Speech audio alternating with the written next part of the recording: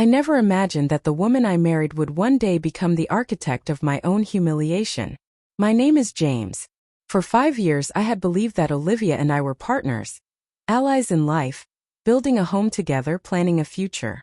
I worked hard, provided for us, and invested not only in our house but in our marriage. I thought trust and effort were enough. I was wrong. It began subtly. A laugh at my expense during dinners with friends. A sly comment about my job, delivered in front of strangers as if to highlight my failures. Olivia had a way of turning even small mistakes into performances, and I, trying to be calm and understanding, dismissed the early signs.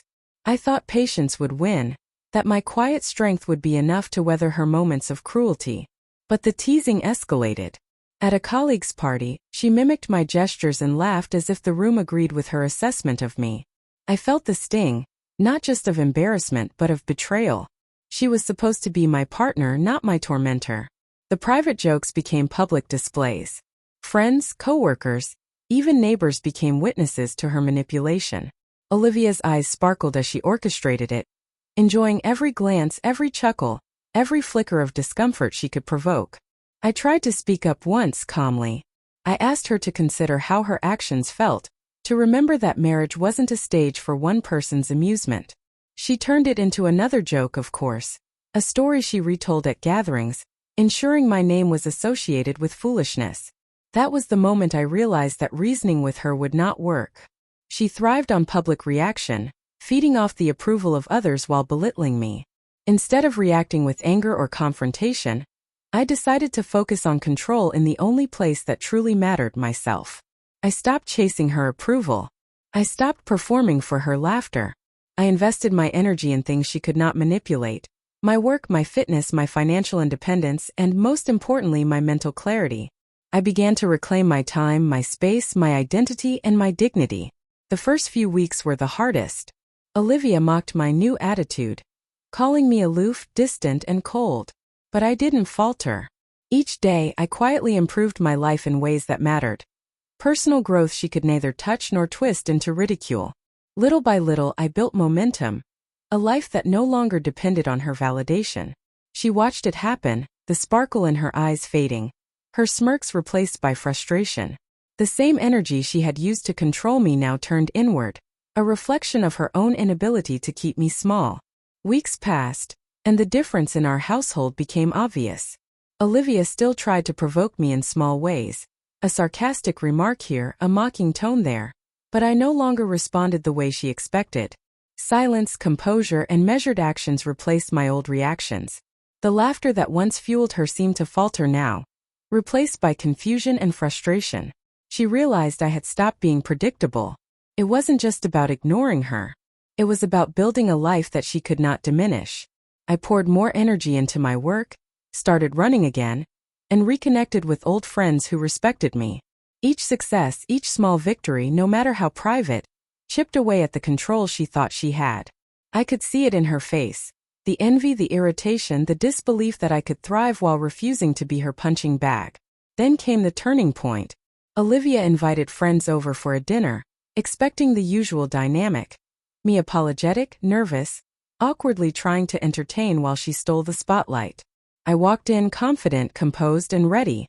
She greeted me with a teasing smile, but I met it with calm and quiet acknowledgement. The room noticed immediately. This wasn't the same man who had been so easily mocked. My presence alone disrupted her narrative. During the evening, Olivia attempted a few jabs, but they fell flat. I didn't defend myself, I didn't laugh nervously. I simply let the humor fade into silence. Her friends noticed the shift too. The laughter that once echoed at my expense now stopped mid-chuckle. The dynamic had changed, subtly but unmistakably. She tried again, louder this time, but I stayed composed, confident, and in control of my own story. By the end of the night, the air was different. Olivia's frustration was visible, her usual energy of mockery replaced with irritation she couldn't mask. I had reclaimed my presence, my authority, and my dignity without a single dramatic outburst. The lesson was clear. Respect cannot be demanded through ridicule, and control cannot be maintained through humiliation. I went to bed that night with a sense of quiet triumph. Olivia still shared the space, still laughed at her own jokes, but she knew the rules had changed. I was no longer the man who could be controlled through embarrassment. I had found a way to rise above, to turn her mockery into motivation, and to rebuild my life on my terms. The shift wasn't immediate for her, but it was irreversible for me. In the following weeks, the change became permanent. Olivia tried smaller manipulations, a pointed glance, a teasing remark, but each attempt was met with calm, measured composure. She could no longer provoke the reaction she had relied on for years. I had shifted the dynamic without confrontation, without humiliation, simply by reclaiming control of my own behavior and my own life. I devoted myself to building a stronger, more fulfilling existence. I reconnected with passions I had neglected, strengthened friendships, and invested in my health and career. Each improvement wasn't just for me. It was proof that my life did not depend on Olivia's validation or approval. Every success, every smile of genuine satisfaction, subtly reminded her that her attempts to diminish me had failed. The true impact became evident during a family gathering. Olivia, as usual, tried to be the center of attention, cracking jokes at my expense in front of friends and relatives. I simply observed, calm and unshaken, responding only when necessary, and always with clarity and dignity. The laughter that had once empowered her fell silent. For the first time, she realized that her mockery no longer had control over the room, and certainly not over me. Ethan too noticed.